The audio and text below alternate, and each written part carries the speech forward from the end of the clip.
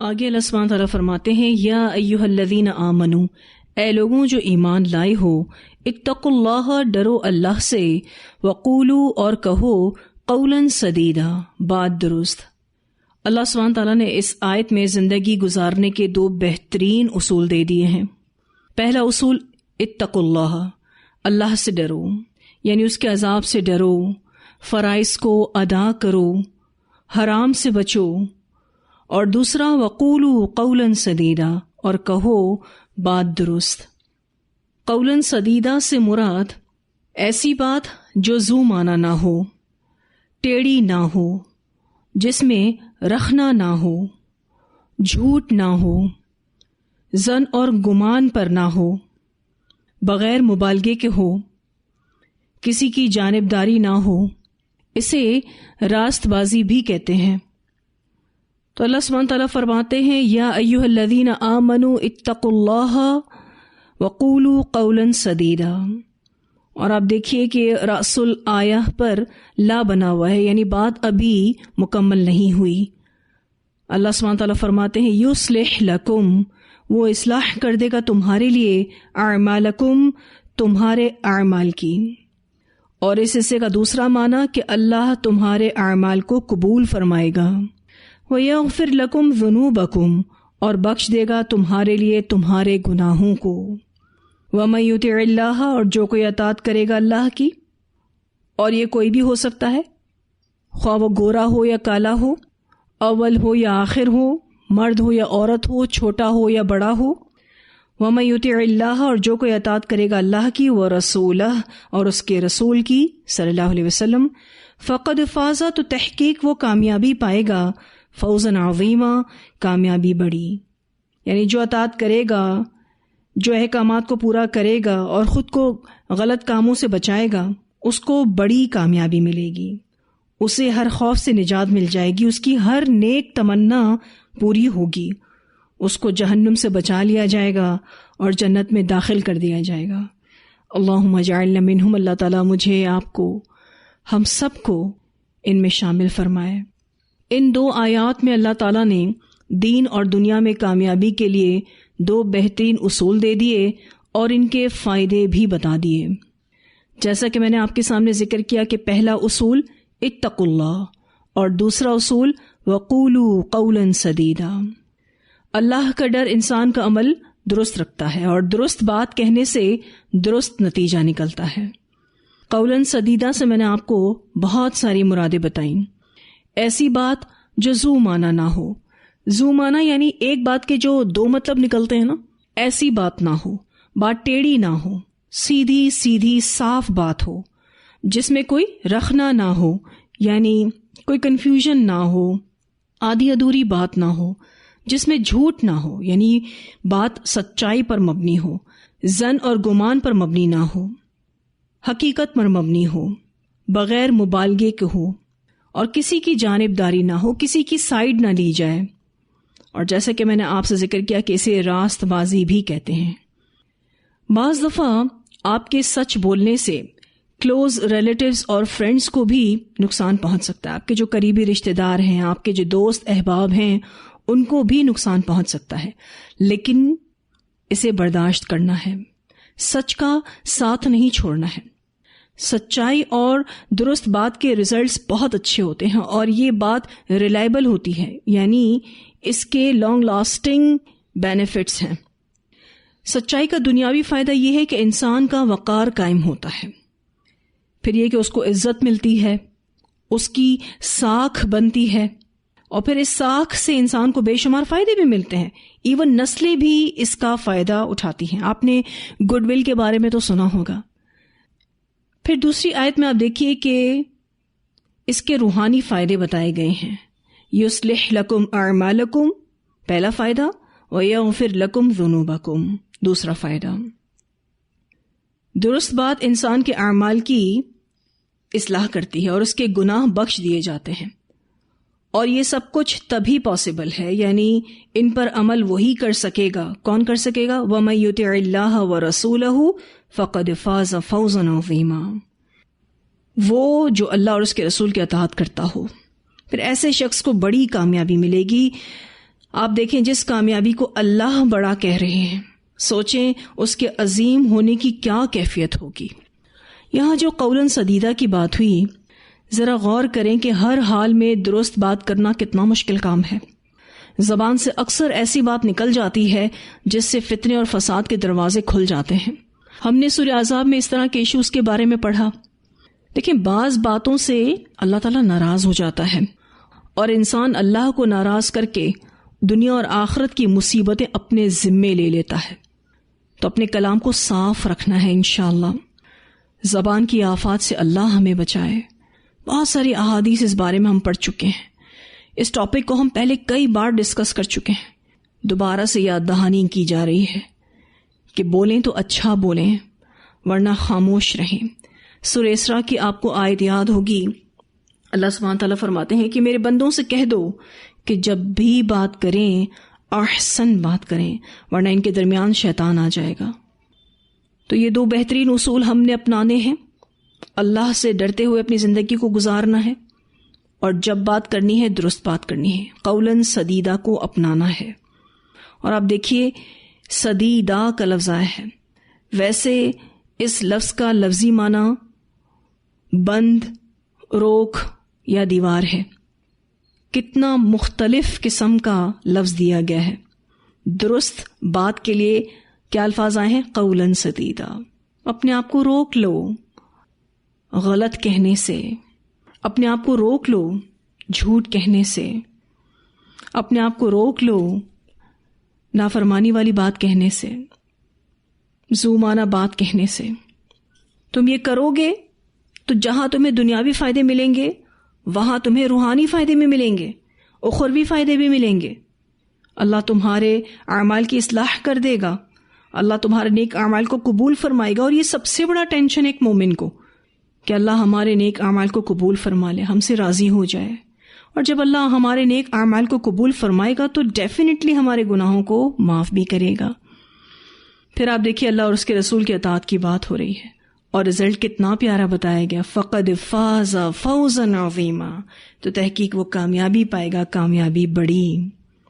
پھر اللہ سبحانہ تعالیٰ فرماتے ہیں انا بے شک ہم نے، یعنی اللہ نے، عرضنا الامانت پیش کیا ہم نے امانت کو، علی السماواتی آسمانوں پر، والارضی اور زمین پر، والجبالی اور پہاڑوں پر، فابینا تو انہوں نے انکار کر دیا، ان یحملنہا یہ کہ اٹھائیں اس کو، واشفقنا منہا اور وہ ڈر گئے اس سے، یعنی اس ذمہ داری کو اٹھانے سے ڈر گئے۔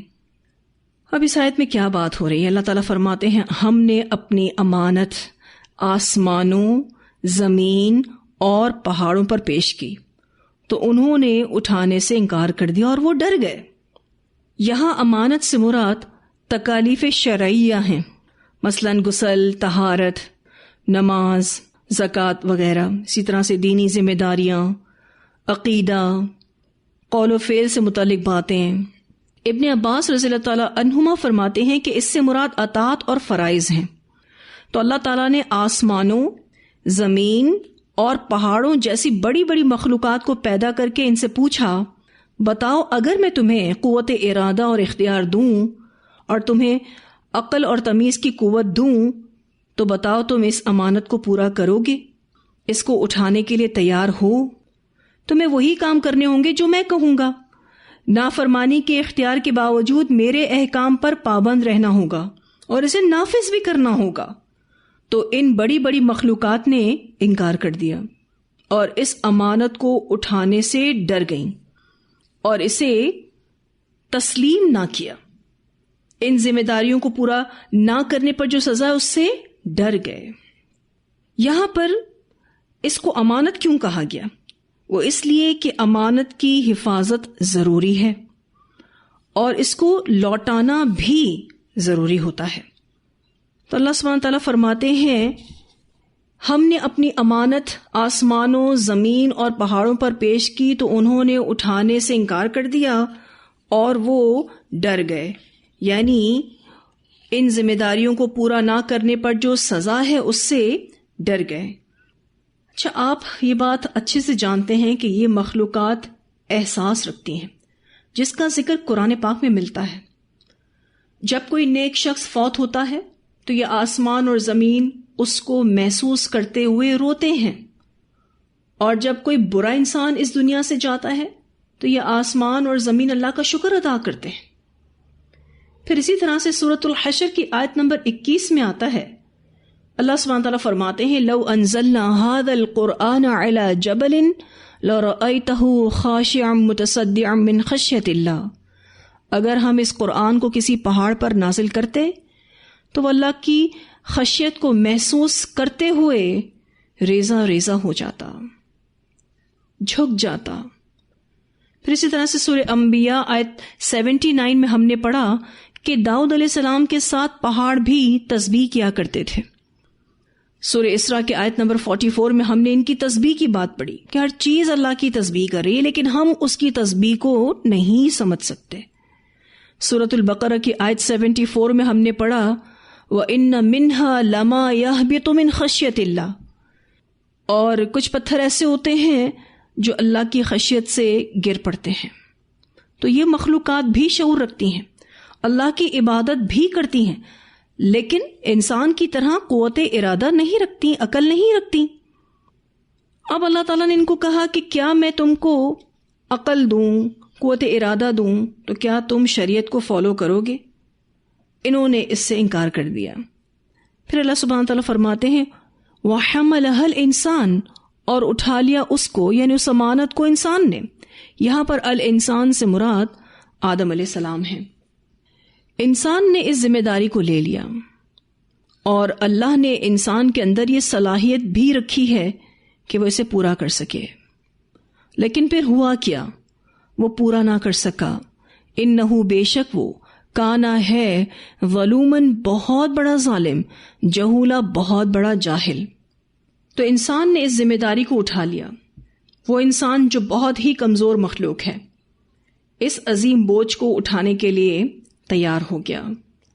انسان کو اللہ تعالیٰ نے وہ تمام صلاحیتیں عطا کی ہیں جو اس بوجھ کو اٹھانے کے لیے درکار ہیں.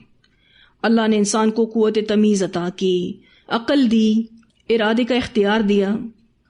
پھر اللہ نے انسان سے عہد بھی لیا جو عہد الست کے نام سے نون ہے، یعنی جسے آپ عہد الست کے نام سے جانتے ہیں. لیکن انسان پھر اس ذمہ داری کو پورا نہ کر سکا. اللہ تعالیٰ فرماتے ہیں انہو کانا ظلومن جہولا، بے شک وہ ہے بہت بڑا ظالم، بہت بڑا جاہل. ظلومن سے مراد شرک کرنے والا ہے، اور ظلومن اس لحاظ سے کہ بلند منصب پانے کے لیے ذمہ داری قبول کی پر دنیا میں پڑھ کر خائن ہو گیا. اور جہولا سے مراد منافقت کرنے والا ہے، اور جاہل اس لحاظ سے کہ اس کی ساری توجہ اپنے اشرف المخلوقات ہونے پر رہی اور ذمہ داری سے ہٹ گئی، یعنی اس کا فوکس اپنی رسپانسبلٹیز سے ہٹ گیا. بس اس کو یہی یاد رہا کہ وہ مخلوقات میں سب سے اشرف ہے. انہو کانا ظلومن جہولا. یہاں پر جہولا کا جو لفظ آیا ہے جہالت سے نکلا ہے. مانا جو کام جیسا کرنا چاہیے ویسا نہ کرنا، کیونکہ یہ بھی جہالت ہے. کسی کام کو کرنے کا جو حق ہے وہ نہ دینا جہالت ہے. اور ہم پہلے پڑھ چکے ہیں کہ جہالت دو طرح کی ہوتی ہے، ایک بالکل علم نہ ہونا، دوسرا کسی چیز کے بارے میں غلط عقیدہ ہونا. اور اب اس میں یہ بات بھی ایڈ کر سکتے ہیں کہ جو کام جیسا کرنا چاہیے ویسا نہ کرنا، کسی کام کو کرنے کا جو حق ہے وہ اس کو نہ دینا. تو انسان بہت ہی بڑا ظالم ہے، بہت ہی بڑا جاہل ہے. اب آپ دیکھیے اللہ سبحانہ تعالیٰ نے انسان کو کتنی عزت دی، اس کو کتنی صلاحیتیں دی. وہ چاہے تو ان رسپانسبلٹیز کو احسن طریقے سے پورا کر سکتا ہے، لیکن وہ بے ایمان ہو گیا، وہ خائن ہو گیا. کہنے کا مطلب یہ ہے کہ زیادہ تر انسان خائن ہیں. بہت کم لوگ ہی ہیں جو ان رسپانسبلٹیز کو فلفل کرتے ہیں، اپنی ذمہ داریوں کو پورا کرتے ہیں. امام احمد نے حضرت حذیفہ رضی اللہ تعالیٰ عنہ سے روایت کیا ہے. اس حدیث میں امانت کے بارے میں ذکر ہے. حضرت حذیفہ رضی اللہ تعالیٰ عنہ نے کہا کہ ہم سے رسول اللہ صلی اللہ علیہ وسلم نے 2 باتیں فرمائیں جن میں سے ایک کو میں نے دیکھ لیا ہے اور دوسری کا انتظار کر رہا ہوں۔ آپ صلی اللہ علیہ وسلم نے ہمیں بیان فرمایا، امانت لوگوں کے دلوں کی جڑوں میں نازل ہوئی تھی، پھر قرآن نازل ہوا، لوگوں نے قرآن سے بھی معلوم کر لیا اور سنت سے بھی معلوم کر لیا کہ امانت کی کس قدر اہمیت ہے۔ پہلی بات کیا بتائی آپ صلی اللہ علیہ وسلم نے؟ کہ امانت لوگوں کی جڑوں میں نازل ہوئی تھی، یعنی لوگوں کے دل کے اندر گہرائی میں امانت کو پیوست کیا گیا تھا۔ پھر قرآن نازل کیا گیا، لوگوں نے قرآن سے سنت سے معلوم کر لیا کہ امانت کی کس قدر اہمیت ہے، یعنی قرآن و سنت کے ذریعے امانت کی مضبوطی ہوئی۔ پھر آپ صلی اللہ علیہ وسلم نے ہم سے امانت کے اٹھا لیے جانے کے بارے میں فرمایا آدمی سو رہا ہوگا کہ امانت اس کے دل سے کھینچ لی جائے گی تو اس کا نشان داغ کی طرح ہوگا، پھر وہ سوئے گا تو باقی امانت بھی اس کے دل سے کھینچ لی جائے گی، تو اب اس کا نشان ایک چھالی کی طرح رہ جائے گا، اس انگارے کی طرح جسے تم نے اپنے پاؤں پر ڈال دیا ہو اور جس سے چھالا پڑ جائے، اسے تم پھولا ہوا دیکھتے ہو مگر اس میں کوئی چیز نہیں ہوتی۔ حال یہ ہو جائے گا کہ صبح اٹھ کر لوگ خرید و فروخت کرنے لگیں گے مگر کوئی ایک آدمی بھی ایسا نہ ملے گا جو امانت کو ادا کرنے والا ہو، حتیٰ کہ کہا جانے لگے گا کہ فلاں خاندان میں ایک امانت دار شخص ہے، یعنی آپ دیکھیے کہ کتنے کم لوگ رہ جائیں گے، یعنی نہ ہونے کے برابر، کہ کسی فیملی کو ڈسکس کیا جا رہا ہوگا کہ فلاں خاندان میں ایک امانت دار شخص ہے، یہاں تک بھی کہا جانے لگے گا کہ فلاں شخص کس قدر بہادر، کس قدر ہنسمکھ اور کس قدر عقل مند ہے، لیکن اس کے دل میں رائی کے دانے کے برابر بھی ایمان نہ ہوگا۔ سیدنا حذیفہ رضی اللہ تعالیٰ عنہ فرماتے ہیں، دیکھو ایک وقت تھا کہ میں اس بات کی پرواہ نہیں کرتا تھا کہ میں نے کس سے خرید و فروخت کی ہے، کیونکہ اگر خرید و فروخت کرنے والا مسلمان ہے تو اس کا دین اسے میری طرف لوٹا دے گا، یعنی اس کا اسلام اسے بے ایمانی سے روک دے گا، اور اگر وہ عیسائی یا یہودی ہے تو اس کا ولی اسے میرے پاس لوٹا دے گا، یعنی اس کا مددگار اس کو بے ایمان نہیں ہونے دے گا، مگر آج میں تم میں سے فلاں اور فلاں ہی سے خرید و فروخت کرتا ہوں۔ اسے بخاری اور مسلم نے اور مسند احمد نے روایت کیا ہے۔ اب آپ دیکھیے اس حدیث میں حضرت حذیفہ کیا کہہ رہے ہیں کہ نبی اکرم صلی اللہ علیہ وسلم نے ہمیں 2 باتیں بتائیں، ایک کو تو میں نے دیکھ لیا کہ امانت لوگوں کے دلوں میں بہت زیادہ تھی، قرآن و سنت نے اس کو مضبوط کیا، لیکن دوسری چیز کا میں انتظار کر رہا ہوں، اور دوسری چیز یہ کہ امانت لوگوں کے دلوں سے کھینچ لی جائے گی۔ اچھا، کیا اللہ تعالیٰ ظلم کی بنا پر لوگوں کے دلوں سے امانت کو کھینچے گا؟ ہرگز نہیں، اللہ تعالیٰ اپنے بندوں پر ظلم نہیں کرتا۔ لوگ ایکچولی اتنے زیادہ بے ایمان ہو جائیں گے، اتنے زیادہ خائن ہو جائیں گے کہ اللہ ان کے دل کے اندر جو بلٹ ان امانت ہے نا اس کو کھینچ لے گا، پہلے تھوڑی کھینچے گا اور پھر بعد میں مکمل طور پر کھینچ لے گا۔ لوگ بزنس کریں گے لیکن کوئی بھی امانت دار نہیں ہوگا۔ آج آپ دیکھیے کہ کتنا زیادہ خیانت کو آپ اپنے آس پاس دیکھتے ہیں، بہت کم لوگ آپ کو امانت دار نظر آتے ہیں، اور ایک ٹائم ایسا آئے گا کہ پوری فیملیز میں، یعنی اتنے سارے لوگوں میں کوئی ایک امانت دار تصور کیا جائے گا۔ لوگ اس کے بارے میں ڈسکس کریں گے، بہادر ہے، ہنسمکھ ہے، یعنی بہت فرینڈلی ہے، بہت عقل مند ہے، لیکن دل میں رائی کے دانے کے برابر بھی ایمان نہیں ہوگا۔ حالت آپ دیکھیں لوگوں کی کیا ہو جائے گی۔ سیدنا حذیفہ نے جب یہ بات سنی تو بہت کانشیس ہو گئے، بہت زیادہ محتاط ہو گئے۔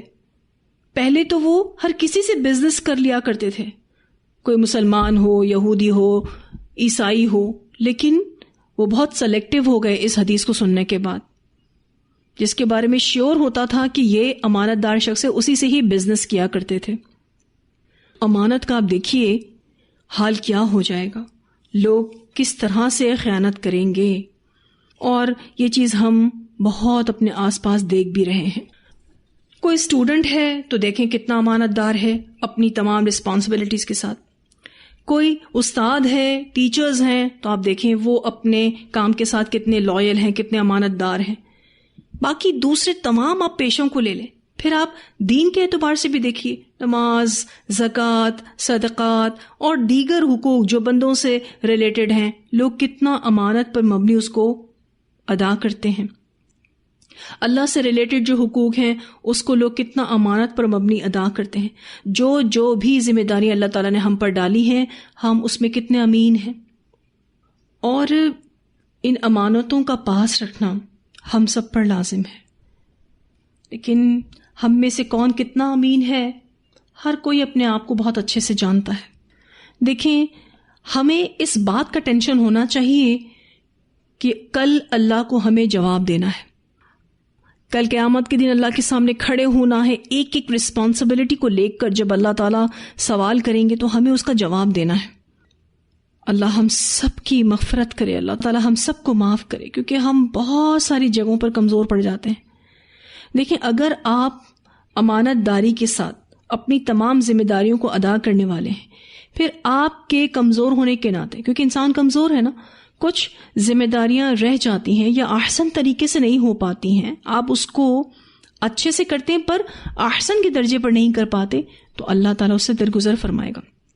لیکن اگر خیانتیں ہو رہی ہیں تو پھر اللہ سبحانہ تعالیٰ اس کو معاف نہیں کرے گا. خیانتوں کا کیا جواب ہم اللہ تعالیٰ کو دیں گے؟ ہم میں سے ہر کوئی اپنے تئیں غور و فکر کرے، اپنی زندگیوں میں دیکھیں کہاں کہاں ہم پر رسپانسبلٹیز ہیں اور کیا ہم اس کو ادا کریں. ایک سچا مومن اتنا زیادہ امانت دار ہوتا ہے کہ اس کو اپنی امانتوں کے لیے کسی ریمائنڈر کی ضرورت نہیں ہوتی. وہ اپنی ذمہ داری کا احساس رکھتا ہے اور اس احساس نے اسے باشعور بنایا ہوا ہے. ہم کبھی بھی نہیں چاہیں گے کہ یہاں جو بات ہو رہی ہے انہ کان ظلوما جہولا، ہم ان میں شامل ہوں. ہم کبھی بھی نہیں چاہیں گے. تو پھر ہم نے اپنی ذمہ داریوں کو احسن طریقے سے پورا کرنے کی کوشش کرنی ہے. نبی اکرم صلی اللہ علیہ وسلم نے فرمایا، جب تم میں 4 چیزیں موجود ہوں تو پھر دنیا کی کسی بھی چیز کے موجود نہ ہونے کا تمہیں کوئی غم نہیں ہونا چاہیے. اتنا بہترین سٹیٹمنٹ ہے کہ اگر 4 چیزیں آپ کے پاس ہیں اور دنیا کی کوئی اور چیز آپ کے پاس نہیں ہے تو آپ کو ٹینشن نہیں ہونا چاہیے، آپ کو ڈپریشن نہیں ہونا چاہیے، آپ کو کوئی غم نہیں ہونا چاہیے. پہلی چیز حفظ امانت، یعنی آپ کو پتا ہو کہ امانت کی حفاظت کیسے کرنی ہے، آپ امین ہوں. دوسری بات سچ بولنا، یعنی آپ سچ ہی بولتے ہیں، جھوٹ کسی صورت نہیں بولتے. تیسری بات حسن خلق، یعنی اچھا اخلاق. اگر اللہ تعالیٰ نے آپ کو یہ دے دیا ہے تو بہت بلیسڈ ہیں. چوتھی چیز حلال کھانا، اسے مسند احمد نے روایت کیا اور یہ حسن درجے کی روایت ہے. یہ بہترین حدیث ہے. لیکن ہمارے غم تو کچھ اور ہی ہے. دنیا کی کوئی چیز ہمارے پاس نہ ہو تو ہمارا غم تو وہی ہے. ہمیں یہ غم کب آتا ہے کہ حفظ امانت ہم نے کیا ہے یا نہیں، سچ بولے ہیں یا نہیں، حسن اخلاق ہمارے پاس ہے یا نہیں، حلال کھانا ہمارا ہے یا نہیں. اگر ہمیں واقعی یہ 4 چیزیں نصیب ہیں، باقی کوئی اور چیز نہیں بھی ہے، تو وہ ورتھ نہیں کرتی. ورتھ اٹ چیزیں یہی ہیں الحمدللہ. تو یہ 4 چیزیں بہت بڑی بڑی نعمتیں ہیں. اللہ نے اگر ہمیں یہ دی ہوئی ہیں تو اس پر اللہ کا شکر ادا کریں کہ اللہ نے ہمیں ظالم اور جاہل میں سے نہیں بنایا، الحمدللہ. لیکن یہ کہ آپ کی نیت ہوتی ہے تو اللہ تعالیٰ آپ کو یہ عطا کرتا ہے. جیسے کہ آپ کی نیت ہے امانت کی حفاظت کرنا تو توفیق تو اللہ کی طرف سے ہے. آپ کی نیت ہے سچ بولنا، آپ کی نیت ہے اچھا اخلاق اپنانا، آپ کی نیت ہے حلال کھانا، تو اللہ آپ کی مدد کرے گا، کیونکہ وما توفیق الا باللہ، توفیق تو اللہ کی ہے.